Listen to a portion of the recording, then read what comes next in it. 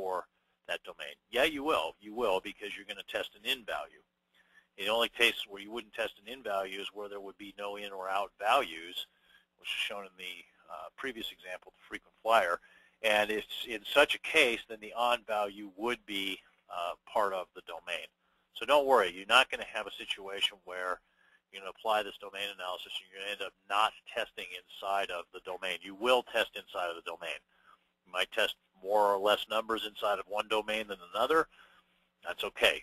The objective here is to find bugs in the different calculations that apply, and what we're doing is we're trying to come up with some values, in this case 5 values, that adequately test out the calculation of YC here.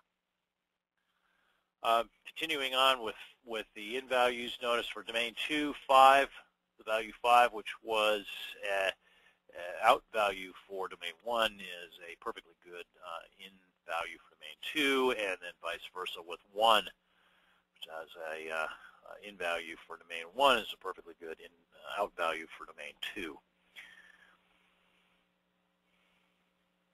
Okay.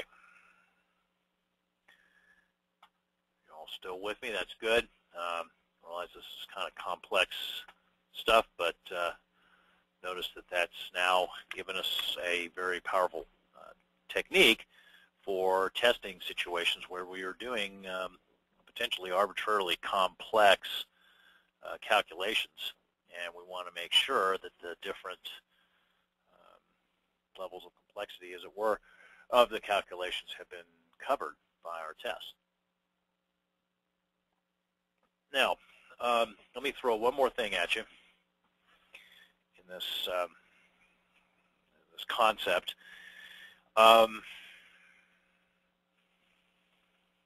In some cases, the domain rules will change, and that means that we need to test beyond just the on, off, in, and out values, and let me show you how that works here. Let's go back to the frequent flyer technique or the frequent flyer example that I was talking about a minute ago. Instead of looking at the distance traveled a single trip, which is what we were looking at before, let's look at the distance traveled so far this year.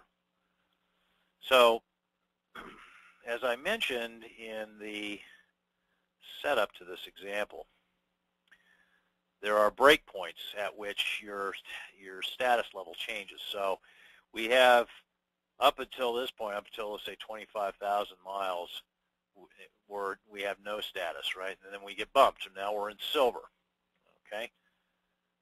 And we're going up to 50,000 miles, we get bumped, and we're in gold. And then we got to wait another 50,000 miles before we get to platinum. And then once we're in platinum, doesn't matter, we're in platinum. Now, that's assuming we started off with no status. But that's not actually the way it works. The way it works is that your status for a year starts out at whatever your status was for the previous year. And you can move up in a given year, which will have the effect of bumping you up not only for that year, but also for the next year, notice. But you can't move down in a given year. You only move down if you don't get enough miles in the previous year to maintain or advance your status. Okay, so let's look at, how do we determine the points awarded based on the number of miles traveled in a year? I mean, the total distance traveled in a year. Well, if somebody starts off in platinum, that's this upper line here. Oh, sorry, that's I don't even like that. Let's go ahead and erase that. Oops, pardon me. Misspelled drawings. Okay, get this back. Somebody starts off in platinum. Okay, so they traveled more than 100,000 miles last year. They start off, they're in platinum. Throughout the whole year, they're going to continue in platinum, no matter how many miles they travel. Okay, so the number of points that they get is going to be equal to 2 times the distance traveled throughout the entire year. Remember, they get 100% bonus on top of the 1 sort of standard, so 1 plus 100% is 2, so 2 times D is the number of points, right? Now, somebody starts off in gold, notice that they will be in gold up until this point right here. This is the break point at 100,000, and then they will be in platinum. So their total miles, if they pass 100,000, will be 1.5 times 100,000 plus 2 times the distance above 100,000. And that's the calculation that you're seeing. That's why the line's getting a little steeper. Notice that. Now, if somebody starts off and they're in silver, there's going to be a break point here.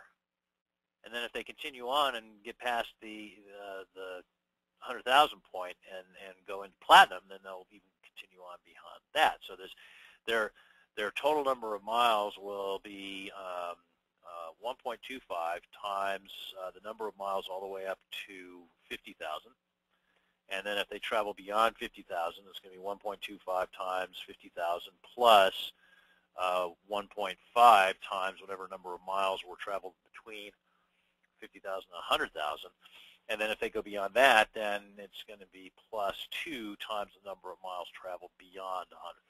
So you see that break point. And then the lowest status here, if you start at none, notice that you get 1 mile for every mile traveled up until that point, and then you got another break point here, and then you got another break point here. Okay, so that's the way that works. That example. So we've got 4 lines, but the calculations change along the point of the lines. Okay. So what Beiser and Binder said when dealing with these kind of situations where the domain rules are changing is that you have to make sure, in addition to the on, off, in, and out values, you have to also make sure that you test one value in each of the rule segments. So in the case of platinum, this doesn't change anything because there's only one segment. The domain rule does not change. And in the case of none, we actually have this guy here in the less than 25,000. We've got this guy here in the between 25,000 and 50,000. We've got this guy here in the 50,000 to 100,000, and this guy here in the above 100,000. Okay, so you just have to remember when you have a domain that basically in effect gets split into 2 or more subdomains by change in the domain rule as part of the domain, then you need to include those additional values and make sure that there's at least one value inside each domain. Now, of course, in a complicated case, you could actually say, well, I'm going to do separate analysis within those domains as well, but this is fairly straightforward. Okay, so again, not increasing the number of tests too terribly much, just making sure that the calculations where they differ have been done. Okay, so fairly sophisticated concept, and I know for those of you who are not, it's been a while since you did sophisticated math or physics or anything like that. This is kind of tough sledding. This technique is primarily designed for, as I said at the outset, things that apply on continuous variables, numerical calculations like that. If you're doing financial analysis packages, you're doing scientific packages, you're doing accounting, those sort of things, then you probably have situations where this type of domain analysis is very important. If you're dealing purely with things that are like discrete variables, like you would in a decision table where something, factor is true or false, or maybe it takes on 3 or 4 values, but there's no mathematical calculation or anything going on there, or nothing sophisticated anyway, where the behavior of the calculation is changing based on a value, then you can often just use a decision table. Okay, so let's summarize what we've got here with the domain analysis. So domain analysis, we're dealing with a situation which, as I said, you have some kind of calculation to be carried out that involves some number of factors or variables. And one or more of those factors or variables has some rules defined on it that change the way that factor and perhaps other factors, maybe even all of the factors, are to be handled. As we saw in the aerospace example, the